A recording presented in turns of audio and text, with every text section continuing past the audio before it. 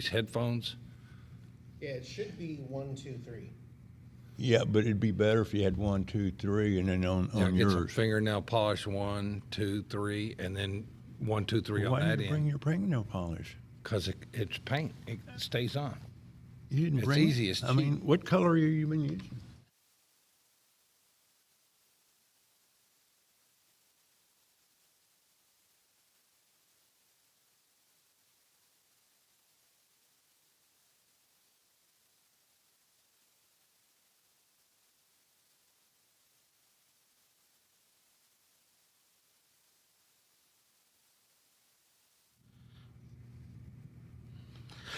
Good morning, Houston. How are we doing today on this wonderful Saturday? This is the Massive Passive Radio Show every Saturday morning, and I'm here with Ray Sasser and Pat Reisinger. How are you guys doing this morning? Doing great. How Hi, you doing, James. buddy? Did you stutter when you were trying to figure out my name there? Did I catch that? No, I didn't think I did. Maybe I did. I don't. Well, he was thinking something bad, and he had to switch real quick. Well, I was going to say Grande Jefe, but or Jefe Grande, but you know, Yeah, Jefe Grande. I might get in trouble for saying that. it's F.A. Grande Okay. with an E. F.A. Grande. All right. So let's go ahead. We got a jam-packed show like we do every week. We are actually on location right after the show. We do have a class that we're going to be talking about subject to and creative finance. That's been the theme of this month. The location of that, you can show up and join us. Come, just walk in. The address is 1001 West Loop South, Houston, Texas, 77027. It's right across from the Galleria. It's 1001 West Loop South, Houston, Texas, 77024. Just park on the 7th floor of the garage and then follow the signs. We have signs that'll lead you right into the room where we're at. Or you can also go to massivepassiveshow.com and get some more information there. Again, that's massivepassiveshow.com. All right, so getting started, jumping right in. We like to have analogies on the show, and we've done a couple of baseball-themed analogies. We've done a show, with a football-themed. Today, we're actually going to do a track and field, kind of like a race. Ray was on our weekly live streams that we do every Wednesday in our Facebook group. We were talking this week, and Ray had an analogy of running a race. And there's 3 primary exit strategies that are the most popular. Most investors use, right? Yeah, most investors use, and it's either wholesaling, buy, fix, and flip, or buy and hold, or long-term strategies. And I could sense the excitement in Ray's voice when he was talking about running this race. And it was just, so that's what we're going to talk about today, running this race. All right. Yeah. Well, good. And the other thing we want to talk about is our wonderful sponsors, and we want to talk about the legislation that's fixing to go down or about to go down that affects retirement accounts. And there's, at one time, a few years back, I looked it up, there were over 50 million retirement accounts that people had. A lot of those are Roth and traditional. There's trillions of dollars in there. And the government is making a play for that money. In fact, they're going to have a vote on Monday. And if it's just something you want some assistance on what to say and find out who your congressmen are, we're going to put those links on the massivepassiveshow.com hopefully today. And there's language and stuff that you can send to your congressman. But these are things that are going to affect us and we probably won't have time to talk much about that, so let me just wrap that up real quick. If you're using your Roth IRA, traditional IRA, to buy real estate or buy notes or loan money out of, there's a good chance that's going to be shut down because they're going after these guys that, like PayPal, the guy that put $200 in there and now is worth hundreds of millions of dollars. But they're instead of curbing it against Wall Street. They're curbing it against Main Street, which is us. They're getting into our pocketbooks. They're changing the rules for all of us, and it's going to shut us down. And we need to make massive movement right now, because if you're out there buying stuff, you may be depending on lenders who are loaning out of their traditional or Roth IRA or 401k. That's all changing. It's all about to change. So we better be paying attention, and we're going to put some links in the MassivePassiveShow.com website, because that's where we put everything. We put our sponsors there. We put anything that's going on. That's sort of like the hub of what we're doing.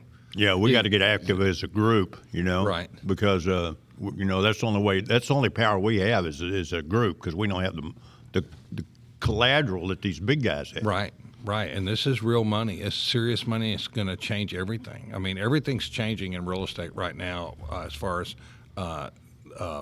the government intervention and the taxes, and they're now going to fund this $3 or $4 trillion they just handed away so people wouldn't show up for work. And now the people that do work, they've finished basically the evictions, where they said you have to pay your taxes, you have to pay your insurance, but you can't collect rent anymore.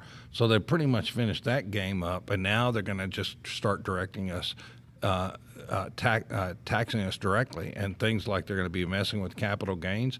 This is a real serious time, and I don't know when our next general meeting is, but we'll have to get some tax people on here, tax experts that work with real estate investors, and tell us what we need to be doing. Yeah, we will definitely work on getting that. Let's go ahead and I'm going to hand the show over to Pat. He's going to acknowledge some of our wonderful sponsors that we have. Yeah. Well, before we do that, go ahead. what's on the agenda for today? Is the Trackstar? Yes, we're going to be talking about strategies that investors use. Okay, gotcha. Okay. Well, now that I was interrupted again. Wait, one more second, Pat. One more second. Shoes on the other foot now. I tell you, we have a lot of fun on this show, as you can tell. We really enjoy doing this, and a big part of this, Ray. I mean, really for me and you is really helping people.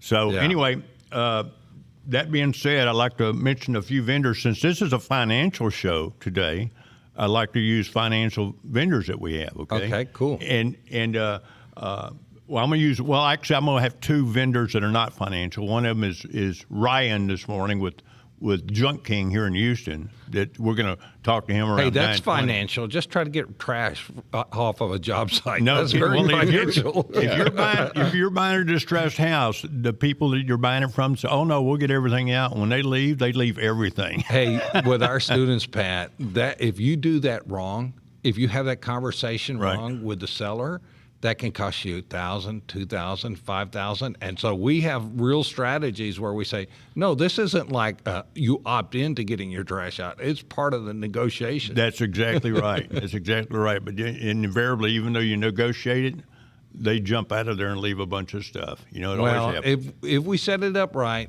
we can avoid that. But the bottom line is, without these guys that can get that trash off the job site, do it quick, we're stuck. And That's right. It's misery when you Well, do the right guys. this is the thing. When I set up a budget with a client, and by the way, I'm Pat Reisinger. My company is Residential Rehab Consulting, LLC. And Nobody even knows what that means. Tell us what that means, Well, Pat. what that means That's like is three words you just threw together. Well- Nobody has a clue what that means. Well, it's short RRC. Well, that's even less information.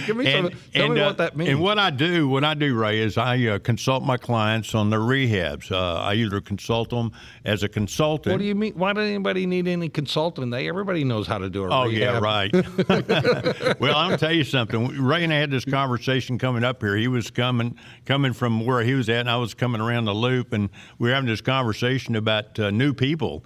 And the ones that listen make money. The ones that don't listen, they always blame you, right? Right. Yeah, it's your fault. It's my fault that they failed because they didn't listen to me. Well, anyway, that's what I do. You can get my information on our website, which is MassivePassiveShow.com, and I'm there listed as a vendor. I'm also one of the officers in this company. I'm the sales rep for our vendors. I'm the guy that gets their vendors signed up. You're the one that makes their promises. Yeah, absolutely. And I got to keep them. And which is kind of difficult because we had a vendor drop off, but he wouldn't give me his information. He wouldn't give me his business card. He wouldn't give us any information. He said, "This is not working for me." Well, no wonder. This is what this business is about. Now, Pat, you wear that hat around that says combat engineer. And what I understand with combat engineers, they're supposed to do anything with nothing. Well, that's, yeah, absolutely. Yeah, but the problem is I wasn't the guy that blew up the bridges. I'm the guy that had the dozer and, knocked trees down, right? But anyway, this is what we do. And we have Ryan with Junk King. Right. We have Lucas Cedar. This is my buddy Mike Repsold, and they got Lucas Cedar up in Willis, Texas. And if you need any kind of cedar, big timbers or cedar fences or whatever you need, they supply to Home Depot and all the others. So if you go to them, you knock about 30% out of the cost of your material.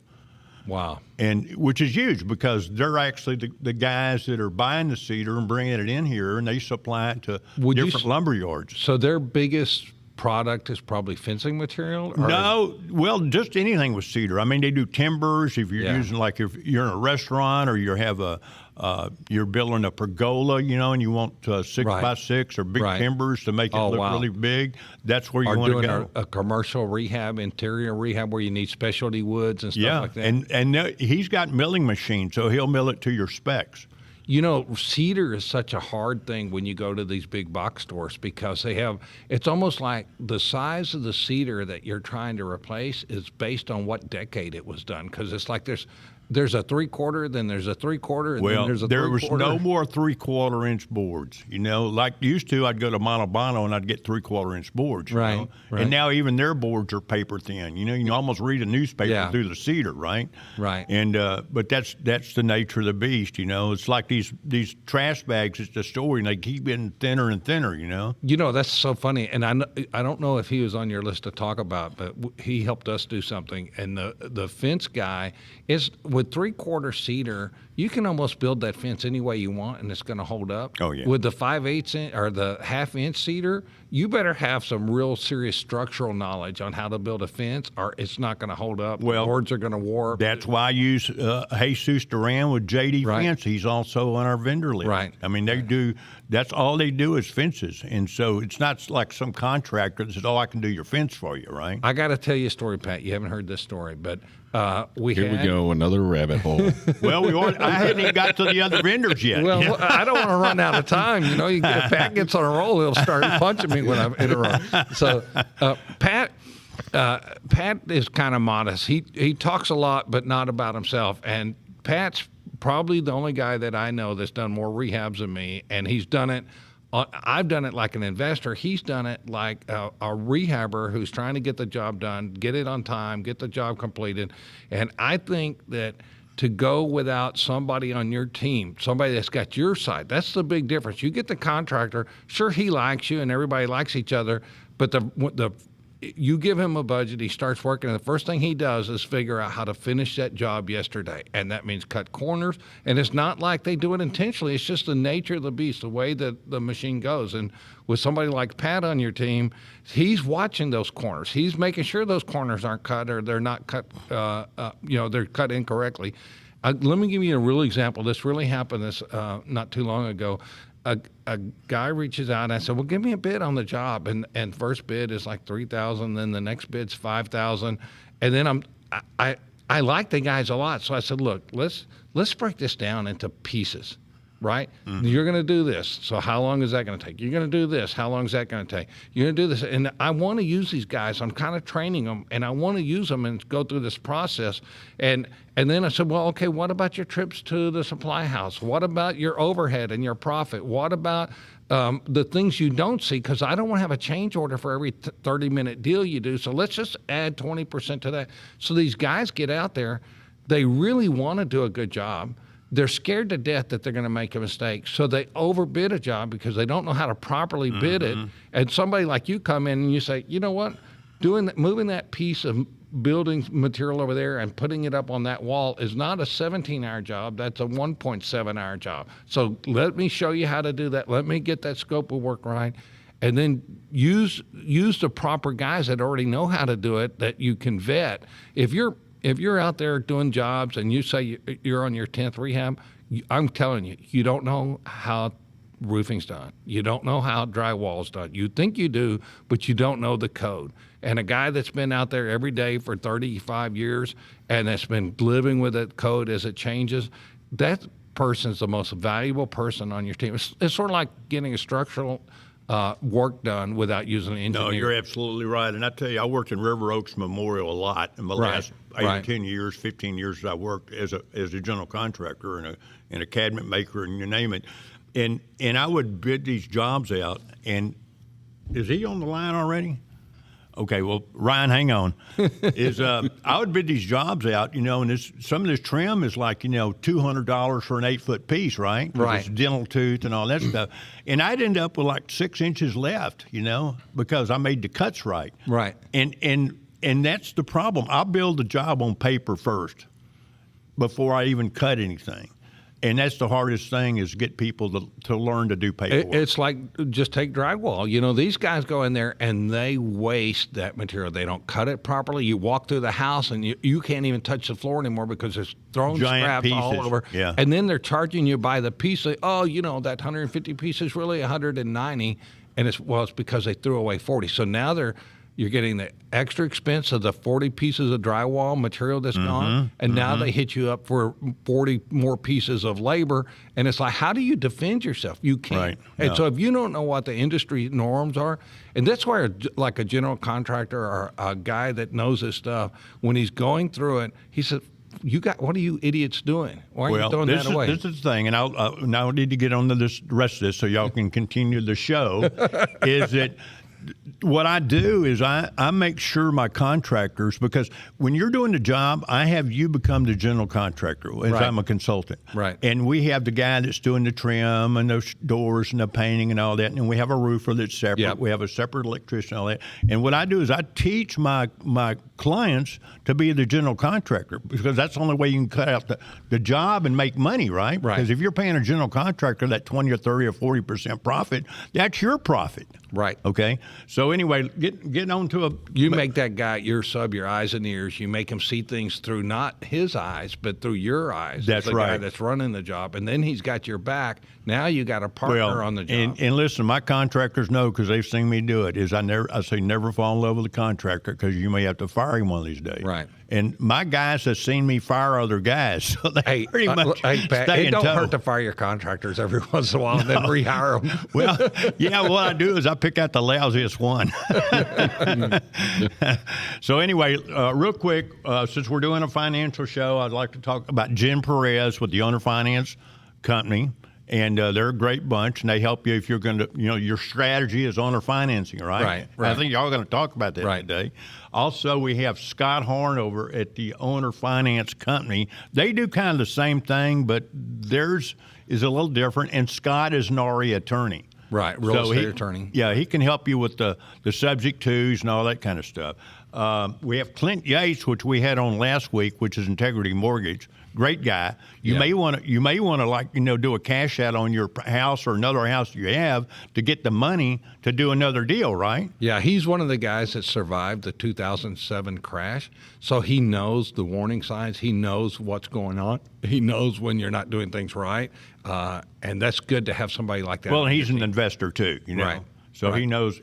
I mean, that's what you want. You want investor-friendly people that know your business. Right, And that's what exactly. these people are. We have Dewey Wayne over with our hard money. What's the name of that, Ray? LifeVestors. LifeVestors. Yeah. Yeah. And Ray's involved with that with Dewey, and Yeah. they work together on that.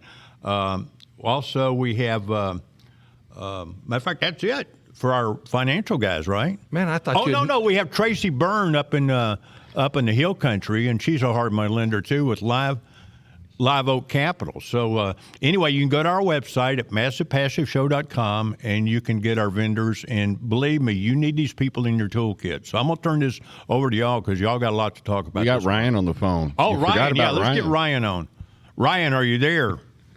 Yes, sir. I'm here. Well, I'm sorry, I kind of went blabbing there, Man, but I knew can't you'd believe hang you on. did that. I can't believe you did that to him, Pat. Well, I've only been trying to get Ryan to call in and did you ever send your stuff to me? Yeah, Jeez, I what said is- to Hal. Why don't you grill him on the radio? Yeah, I'm going to man? jump on you right now. I got you. Listen, Ryan, tell the audience what you do. All right, hello, folks. So my name is Ryan Malconian. I'm the owner of Junk King Houston here in Houston. What our business provides is a junk removal to residential, commercial, and industrial. We pick up anything and everything, whether it's like an old couch, garage clean out. You guys are, if someone's moving, we do real estate clean outs. We do backyard. We help out with contractors, have a lot of deals with contractors where we're coming in and picking up all the demo that they get done in the rehabs they're doing themselves for their customers. Also do a lot of office work, office clean outs, and also industrial and warehouse throughout Houston. We've been here in Houston for about 8 years, locally owned. Junk King is a junk removal business. I'm one of, I think, about 130 franchises throughout the country. Pretty cool. I went to school with two of the guys that started it 13 years ago. I was home summer after playing ball in college, and they asked if I wanted to make a little money, and I thought they were kind of crazy for starting this company up. In fact, all of our friends thought they were crazy for doing it. But look at them now, 13 years later, second largest junk removal company in the country, and doing very well to help out folks and clean up and take care of our communities and residents and commercial properties. Well, throughout junk is big. Look at Fred Sanford. Yeah. Sanford and Son. So Ryan, do you guys actually, if somebody just leaves behind the house and it's full of junk and everything, y'all actually go in and clean the houses out, and then also do y'all provide dumpsters, or y'all just the clean out service? So we do both. If someone leaves, whatever's left behind, we come in and we clean it all out. We do some minimal demo work, just depends on the job, but usually we just come in, and whether it's the realtor or the contractor, before they do a demo or they get the house ready to sell, they just say, hey, everything that's left in the house, get rid of it, whether it's in the cabinets, closets, bathrooms, attic, garage, backyard. We do shed demos. We do hot tub removal. We can do a little bit of everything. It's all based off the volume. And we do have dumpsters, or they're the smaller ones. It's a 12-yard roll-off. It's the same size of our truck. I don't know. I didn't send you guys a picture of our truck, but I could send one that people can get an idea of what it looks like. Well, I figured once that a 16-foot trailer with 2-foot sides would hold about 6 yards. So that would be equivalent to about two 16-foot trailers with sides. Right. So, yeah, our trucks are Isuzu 2500s, cab over, and then the box on the back, it dumps and the doors open up. It's a 12-foot box by 8 foot, 6 foot tall. So what is that about? Is that like 15 yards or so? 12. It's 12 about yards. it's about 12 yards. 12 yards. Okay. Okay. You'd be amazed. I always like to, when I go to the jobs and the customer, and I'm not saying anything. We like to prove the customer wrong sometimes, right? They say, oh, that's not going to fit, right? Like, no way will it fit in that thing. Well, that's the thing. If you stack it in there right, you get a lot more in there. Yeah. I mean, the problem is Ray and I dropped these roll-offs there, and the guys just chunking in there, and we got a 40-yard dumpster with 20 yards of stuff in it, Yeah. Yeah, like we went to a job site, one of my contractors, and sometimes he has to get the 20-yard roll-off just because he got a lot of stuff, right? Right. And he has his guys they're not as precise as our crews are as stacking the stuff up. It's kind of like playing Tetris with with junk, right? Mm-hmm. So he had a 20-yard dumpster there, and this house had a ton of stuff. I mean, it probably had 4 dumpster loads, and they still had to remodel it. And I said, watch, I'll put almost just as much stuff or more stuff in our trucks packed the right way than you did in the 20-yard dumpster with your guys. And he's like, you definitely put more than what my guys, because those guys, they just got to get the job done. They're going to throw as much stuff in as possible. They're not going to worry about making it fit in certain areas. And our main thing is we're providing the most bang for our buck with the customer, right? So we want to Yeah. give the customer the most Yeah. amount Yeah, I like that. for their price. You know, most things are full of air, right? And Yeah. so they're Yeah. basically you're paying them the whole air. Right. So if they can figure out how to get rid of some of that air in those different things. While we got you on the phone, I'm going to get you, on the air, I want you to give your phone number right now. We'll get it again right before we shut off with you, and say it real slow. Y'all folks out there, get your pencil and paper ready. Matter of fact, you need to have it with you when you're listening to the show anyway, because Right. we give a lot of information. Or just go to massivepassiveshow.com. Well, that's true. That's Right. true. Go to Massive Passive. Is he? He's already on there, right? Yeah, yeah. I think I sent Hal some stuff to put on there. My the website is junkinghouston.com. And then to schedule an appointment, you can call the calling center, which is a 281 number, 674-8288. And then if you want to reach me directly, you can call me at 281-772-6941. Well, preferably, we rather have them call you directly, because right now there's 3 franchises, right, in Houston, and you're the only one that signed up. Is that it? Yes, sir. Yes, sir. And then once again, just for our listeners, in case we are on the radio, so that people might be driving as well.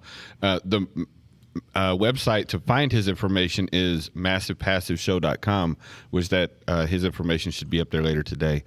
But again, massivepassiveshow.com. One of the things too is when you get these guys to come on your job site and they're not high skill level that's throwing away trash.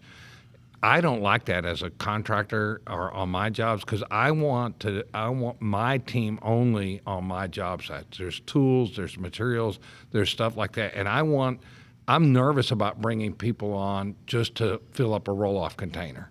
And if you get somebody like Junk King, these are guys they use every day.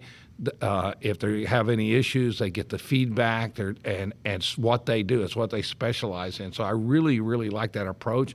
And anybody that's out there that's working this rehab business and doing the real estate investing stuff, all of us know that trash is just such a hassle. And it's so nice to just be able to pick up the phone, say, there's the address, call me when it's done. Please just let me work on other things. Absolutely. And I tell you something, if you're doing roll-offs and you don't fill them up right away, the neighborhood will fill it up for you. Yeah. And then you're hauling off everybody else's stuff, and only 20 yards of your stuff in a 40-yard dumpster. If you don't have stable laborers that can do that kind of work, then your guys will work for a day, they do it wrong, you run them off, and all of a sudden that roll-off's sitting there for 3 or 4 weeks, and now all the roll-offs charge you a daily rate to leave the roll-offs there. Yeah, that's true. And the other thing is they don't load the roll-off right, and then the guy ends up coming out there and throwing half the stuff That's off right. in the It yard. can't be piled up too high. And then some people get the 40-yard roll-offs, and they don't realize that you can overload those things, and then they can't pick them up, and then you got to go out and empty it. It's dealing with. Just try to get rid of a king-size mattress. There's nothing fun about a king-size mattress. Real quick, before we get off the air with you, do you have a resale shop too? Yeah. Well, here's another cool thing about Junking is we reuse and resurface and repurpose and recycle about 60% of our stuff. So, when we do a real estate clean out and there may be some older furniture in there, we try to donate as much as we can to our local donation spots throughout the city of Houston. That's great. Well, I need to get one of those hot tubs from you, because we're about to open 4 Airbnbs, and I've got a couple openings for good used hot tubs.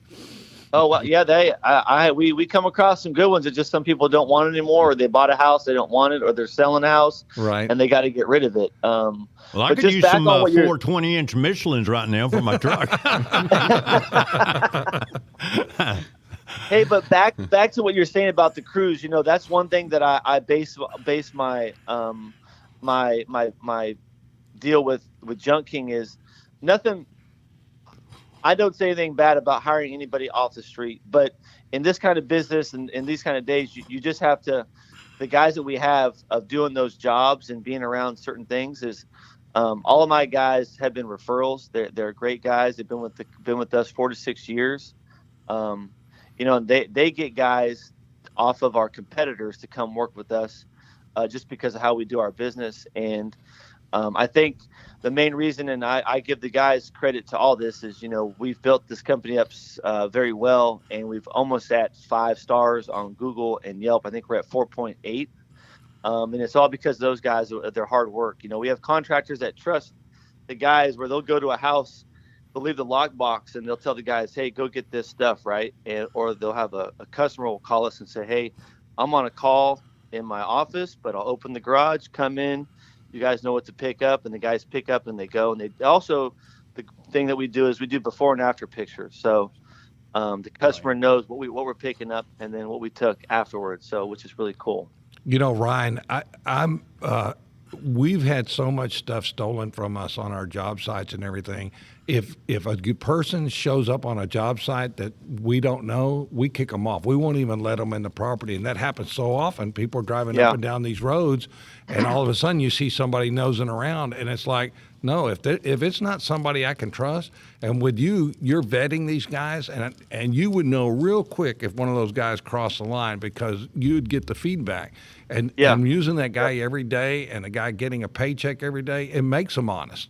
And so just getting guys that you know and trust and have them on your job sites, the fact that you can give them a lockbox code and say, there's the job, do it, that's priceless as far as I'm concerned. Well, I tell you, we're really proud now that I've got you on here and listened to more about your company and you.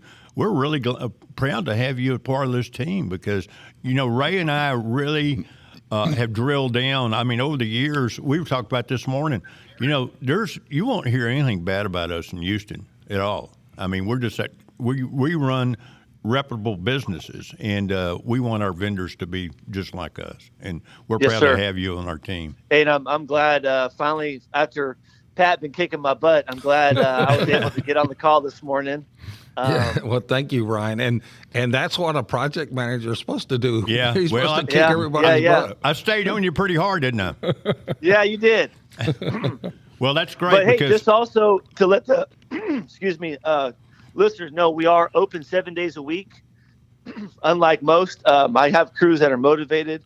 I asked them if they want days off, and they said, no, we want to work 7 days a week. Of course, their schedules, they have scheduled days off, but our company is open 7 days a week, and we can do jobs same day. We don't have to, as long as things aren't too packed. But like I said, if anyone has any questions or comments, you can reach me at 281-772-6941. And my name's Ryan. I'm with Junk King Houston. And Hal had that information. He's put it on the website too, right? That phone number? Yes, sir. Great. He's got everything. Fantastic. Well, listen, man, I hope we have many, many years of prosperity with you. I'm sure we will, because you are the kind of company that we wanted as one of our exclusive vendors. Cool. I'm glad we hooked up and we met. We could take this care, and I'm looking forward to working with y'all and cleaning up Houston. Okay, great, buddy. We'll talk to you again soon. Thank you, Ryan. All right. Thanks, Pat and Ray. Thank you.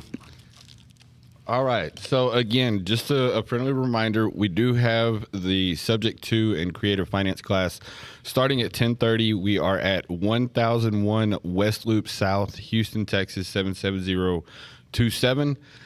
Come join us and park on the 7th floor in the garage and follow the signs. You can also find the information at massivepassiveshow.com. That's massivepassiveshow.com. There'll be information about today's class and about our next networking event, which is coming up October 9th. If we have a couple minutes, we'll talk a little bit about that later on. That's going to be a Zoom class too today, right? You're going to simulcast that? Today it's simulcast on Zoom. Okay. But I believe it's better for them to show up in person. One, they get more value out of it, and two, for logistics and everything. So let's go ahead and jump into the race, because it is going to be a race to get to the end of the show. Because we're actually a little bit over halfway. We got about between 15 and 20 minutes left. So let's go ahead and talk about today's class, the Subject to and Creative Finance. Yeah, it's just a good subject. A lot of people are spending money out there to find deals or leads, and then they don't know how to manage or handle those leads. And there's really 3 ways people do this real estate, especially when it comes to houses, but it probably applies to commercial too. Is you're gonna buy it or get it under contract, we'll start with wholesaling. You're going to get it under contract and sell it to somebody else. If you think about it, last I heard, there's 34,000 real estate agents in Houston alone. There's over 1 million in the United States.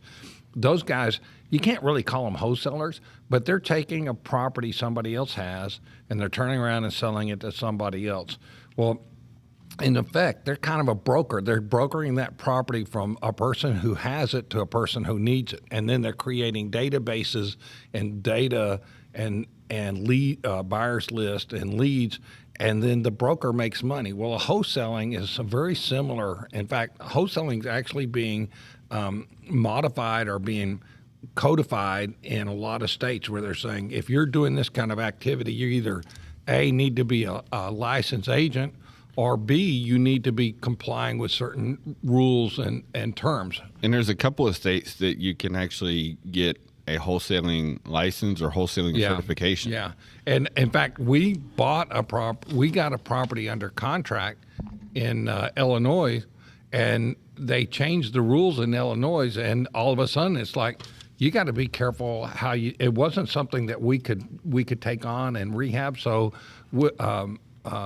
We had to actually deal with the rules in Illinois, and thankfully, I know that the National RIA chapter member of Chicago, and I picked up the phone. Her name's Jane Garvey. What a wonderful person, and she's been running that RIA for 30 years. And I picked up the phone. And I said, "Okay, tell me everything you know about wholesaling in Illinois." And she just went right through the litany of things that they were dealing with, and so they're codifying that. But so one way people make money in real estate is they broker deals, whether you're a licensed agent, which is the way most people go, or now there's a huge cottage industry of wholesaling where people really become scientific. It's a real science. I mean, it's unbelievable how that industry's developed, but it's a real science to where they become masters at finding deals. They become master at finding buyers, just like a realtor was. It's so similar. The problem with wholesaling is it's transaction-based. You make the transaction, you work your tail off, you make the transaction, then you turn around and you get paid for that transaction. And it's usually pretty good, but like a buddy of mine and yours and Pat said, "Ray, will you help me do this deal? It's going to take about 1 hour of time.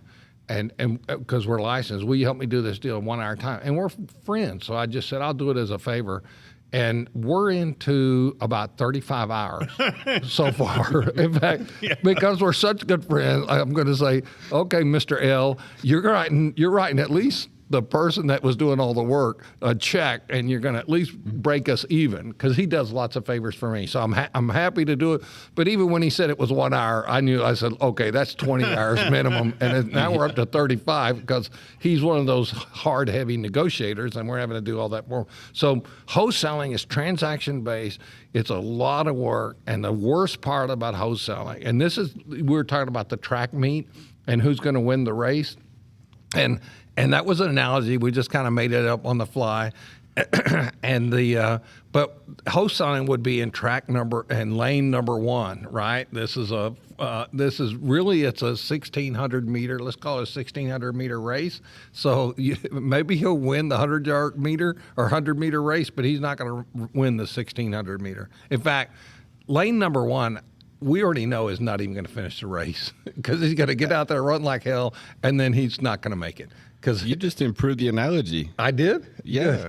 Well, every time we tell it, all my stories get better every time I tell them, even the true stories. Yeah, you tell the right story, and if he repeats it twice, it's his. Yeah. My brother, once I was listening to him, there's two guys were talking back and forth, and they're telling kind of a fish story, like my deal was bigger than your deal, and my brother said, the first liar doesn't stand a chance. So anyway, so that's lane number 1. That's the wholesale guy. That's the realtor guy. That's 32,000 people in Houston. I don't care if you tell me you're making $350,000 a year. In 4 years, I'll have a lot better lifestyle than you will, and you'll be busting your tail working 60, 80 hours every week to be making that, and I won't be. And so that's lane number 1. Lane number 2 is the way I started. I started before wholesaling was an important part. We didn't understand the power of wholesaling and how you could actually control it and make it a science. I mean, it's a science off the charts now. It's if you thought you knew how to wholesale 4 years ago, that's 2 generations ago. That's like the difference between a mainframe and a laptop today. You know, a laptop can blow a mainframe from 2 generations ago out of the water. That's what wholesaling is now. Wholesaling's changed so much. So, but when I started, it was flipping. And so you buy a house, you fix it up, you sell it. You buy a house, you fix it up, you sell it. And you maybe rent them occasionally, but and thank God we did that, because I latched on to a couple mentors early on, and they just pounded it into my head. They told me how stupid I was and that I was making a mistake, and they gave me case studies and showed that I was wrong. And then once I saw it drawn out on a board or a piece of paper, then it's like, okay, yeah, this is basic math. But the guys that get in there, they'll buy the property, they'll fix it up, and you should do this on some houses, but not all of them, and then flip it. And you might say, well, I can make $50,000 or $60,000 or $30,000. And the rule of thumb is we want to make about 15% per 100. So if it's $100K ARV after repair value, we want to net about $15,000. If it's $200K, we want to net, that's $15,000 per 100, so that's $30K. If it's 300, we want to net about $45K. And the reason you do that is because as that price goes up, in a lot of markets, those houses don't sell real quick. Those holding costs are real high. Those mistakes, you know, it's a real easy to make a very expensive, costly mistake on a $400,000 house that you're not going to make. On a $100,000 house. A $100,000 house, it's a $100,000 house. You're competing with the apartment complex down the street. That's not hard to compete with them. $400,000 house, you're competing with guys that know their stuff. They become masters at the rehab. They become masters at the upgrade. You better have a good game. You better have Pat in your pocket, because you're going to be wiped out on those high end stuff. Now, that's lane number 2. Well, let me stop you right there and just kind of explain a little bit. The 15%, that's net. Net. So don't get that confused with the the quote unquote 70% rule. You know, that 70% rule, I said quote unquote, is there so you have 30% equity, but that's actually going to turn into, once everything's said and done, about 15%. And that's what Ray was referring to. Yeah, and I'm glad you brought that up, because we like to actually, when we're making offers and somebody says, hey, go look at this house, I use a 70% rule, just sort of like a filter to take it to the next level. And but when we actually do our due diligence, we're breaking it down. Like, what is our holding cost? What is our holding time? What happens if there's problems? And what are the taxes during that period? And what is our interest rate? And what is the real cost? And what is the rehab? And so we break it down, and we really try to dial those dollars in. And what's amazing, though, is that when you use that 70% rule, it gets you that 15% net. It's just unbelievable how uncanny it is. And you break that rule, now you're into 5% net, or you're into 10% net, or worse, you're break even. I can't tell you how many investors tell us, like, hey, I just want to break even. It's like, no, you better shoot for 15% net. I hate that. I hate that, you know. Right. Listen, you know, Ray, that's the thing, is that, you know, you and I and James, you know, we build a job on paper.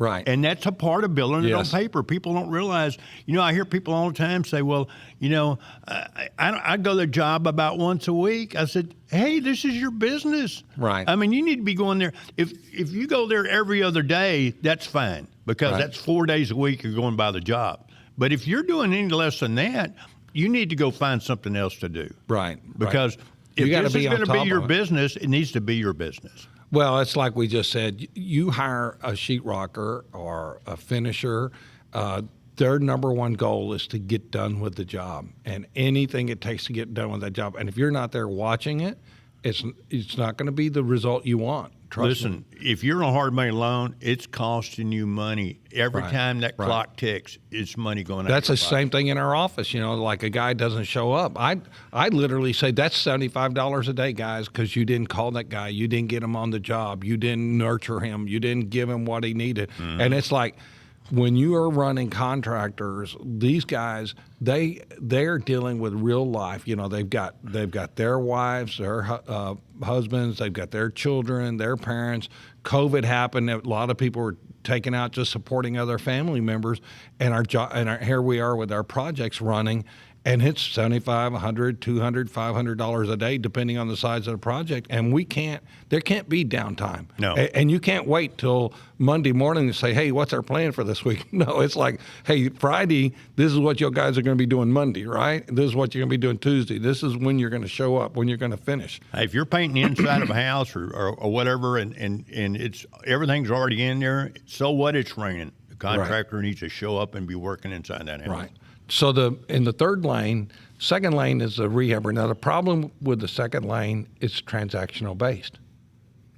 And so now, and when I say everything's transactional based, but there's easy transactional based and there's hard. Hard is wholesaling. Hard is rehabbing. You can spend literally hundreds of hours on one rehab project. You just don't realize how much time is being sucked out of your life. And if you just keep a diary and just keep notes of how much time you're spending on stuff, that's why a lot of these flippers have gone to, or fix and flip, have gone to wholesaling.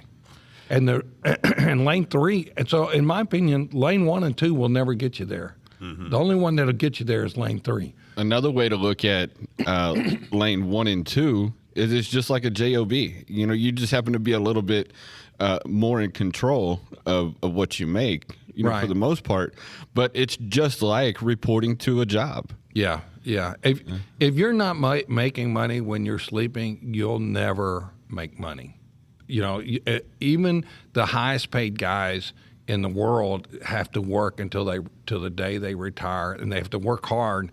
And you've got to figure out how to get those income flows without working every day. And that's where we call it creative real estate investing. And I almost don't even like that term. I just like the term because it's not creative. It's basic, fundamental law of the universe that you've got to figure out how to get that cash flow, that income stream coming in, and you got to figure out how to keep it coming in without high maintenance, low maintenance. Like if somebody is sending your rent check to escrow, third-party escrow company, and they're bookkeeping it and they're paying the underlying mortgage, you still got to watch that deposit. You still occasionally have to intervene and make it happen. But instead of running 1 or 2 or 3 or your Class A personality and you can run 4 rehabs, a person with a portfolio of passive income can run hundreds, if not thousands, of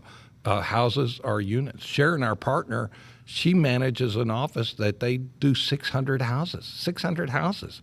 And a house is not like an apartment. An apartment is easy in some respects because you have a guy on job site. You have staff on job site. A house is not like that. So you have to develop additional skills and systems and processes. And you don't wake up one day learning this. I mean, it literally takes a long time. And that's the power of the RIA. The RIA is bringing the people together that are doing it, that are solving these problems every day and learning how to scale. And so, right, say what that RIA, what those 4 letters are. Real Estate Investor Association. That's right. And that's why we buy in San Antonio and Houston. We wouldn't do that without being a part of a RIA. We have an Alamo RIA San Antonio and Alamo RIA Houston. And we basically want these people hanging out with us. I want these people to be my friends. I want to be able to go out to lunch with them. I want to know their first names. I want to be able to pick up the phone and say, hey, Tom, and then Tom, if you're listening, I mean, I have the utmost admiration and respect for Tom. And I say, Tom, what would you do here? And when Tom says, this is what I'll do, it's because he's speaking from experience and implementing it, and you get it right the first time. Is that Tom that was here last week? Yeah. And we also have Tom Stinson, right? Yep. Yeah. Tom is pretty knowledgeable. He's with Goosehead Insurance. And that's what you want, just like these guys that are our sponsors. We want people that are connected to the investors, because investors they need to run with a kind of different set of rules than the happy homeowner. That's right. So again, go to MassivePassiveShow.com. You can find out all of our information there. You can find a link to our Facebook group. That website was actually built by one of our sponsors, Hal Gailey, and he is just a lifesaver. He plays a huge role in what we do here. But we do. Can you imagine what our lives would be without Hal? I don't even want to. This would be a circus. I don't even I tell you, want you to. hadn't I don't lived until he think about it. texted you at 1:30 in the morning. But anyway, so we have our upcoming events coming up there that are being posted. We're actually going to be talking next event, which is October 9th.